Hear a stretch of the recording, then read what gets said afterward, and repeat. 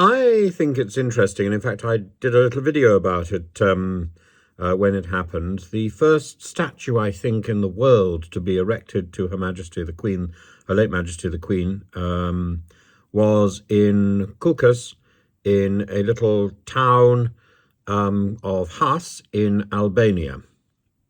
And the death of Her Majesty shocked the northern town of Has, and so many of the young men from Has had come to the UK, and this was part of their salute to Her Majesty. Now, there was a photograph of the bust of the Queen, and some people rather unkindly said it didn't look very much like her. Now, a new statue of Her Majesty has been commissioned. £5,000 has been paid by Oakham City Council.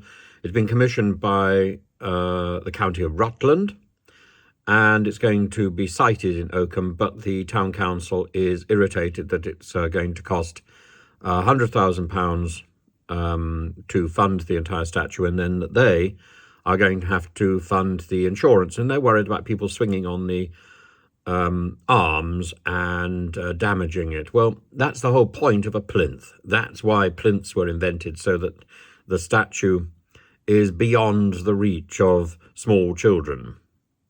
And it just seems rather